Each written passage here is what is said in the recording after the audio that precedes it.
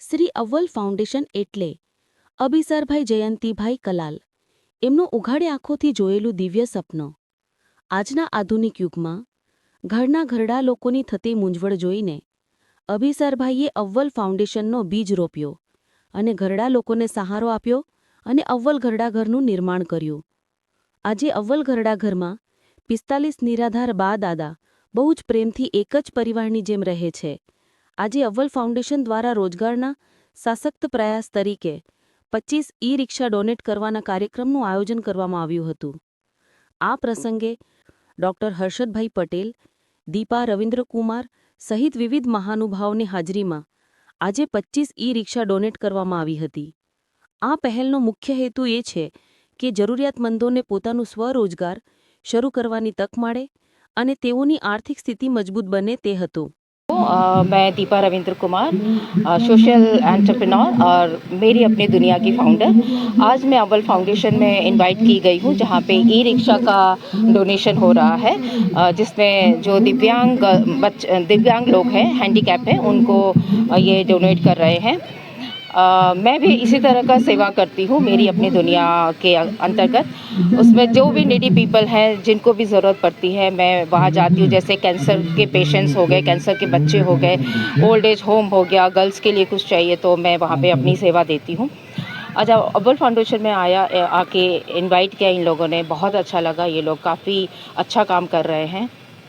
इनके यहाँ पे एवरी ईयर ये लोग 21 गर्ल्स की शादी करते हैं, समूह लगन करते हैं और 350 to 400 के करीब लोगों को ये लोग यात्रा पर भेजते हैं, जो कि धार्मिक यात्रा रहती है। ये जानकर बहुत अच्छा लगता है कि ये काम भी कर रहे हैं जिसके अंतर्गत इनको बहुत आगे ये चीज़ ले जाएगी। और यहाँ पे जो दिव्यांग गर्ल्स आज आई हुई हैं उनको ये ई ऑटो डोनेट हो रहा है। बहुत अच्छा लगा, मुझे इन लोगों ने इनवाइट किया। I was as a guest, special guest. सब लोगों से मिलके बहुत अच्छा लगा। अव्वल फाउंडेशन हमेशा अव्वल रहेगा। And thanks to Sheetal ji and thanks to Mamta for inviting me as a guest at Avval foundation. Thank you so much. Avval ફાઉન્ડેશનની સ્થાપના 2013માં મારા હસબન્ડે કરી હતી અને એમાં અમે 45 બા દાદાઓને હાલમાં રાખી રહ્યા છીએ। અમારું અવ્વલ ફાઉન્ડેશન ગાંઠલોડિયા એરિયામાં આવ્યું છે, ચાણક્યપુરી બ્રિજની નીચે। એની સાથે સાથે અમે દર વર્ષે વૃદ્ધોને જાત્રા પણ કરાવીએ છીએ અને સર્વજ્ઞાતિ સમૂહ મેરેજ પણ અમે કરાવીએ છીએ। સર્વજ્ઞાતિ સમૂહ મેરેજમાં અમે 21 છોકરીઓના દર વર્ષે ધામધૂમથી લગ્ન કરાવીએ છીએ અને એમને પૂરું કરિયાવર પણ અમે આપીએ છીએ। એની સાથે સાથે મારા હસબન્ડે ગત વર્ષે કન્યાગૃહ ખોલ્યું છે। એ કન્યાગૃહ અમે અહીંયા બલોલનગર રાણી બ્રિજની નીચે અમે ખોલ્યું છે। એમાં 100 છોકરીઓની કેપેસિટી રહી શકે તેવું અમે કન્યાગૃહ ખોલ્યું છે। એને ખાવા પીવાથી લઈને લગ્નની બધી જ જવાબદારી અમે ઉઠાવીશું અને એ છોકરીઓને પૂરતું ભરણ પોષણ પણ અમે કરીશું।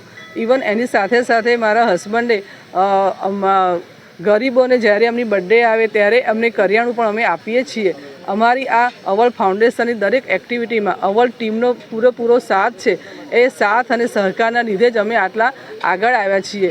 એની સાથે મારા હસબન્ડ અભિસારે પણ સ્ટ્રગલ કરીને આટલું અમારું નામ રોશન કર્યું છે। ઇવન આજે અમારું ઈ ઓટોનું અમે આયોજન કર્યું છે। ઈ ઓટોમાં અમે સ્વરોજગાર યોજના થ્રુ એ ઓટો અમે ફ્રીમાં આપી રહ્યા છીએ। ઈ ઓટો 25 ઓટોમાં વિકલાંગ લોકો છે અને જે લેડીઝોને 5-6 છોકરાઓ હોય, હસબન્ડ ના હોય, એવી રીતે ટોટલ 25 ઈ ઓટો અમે આજે આપી રહ્યા છીએ।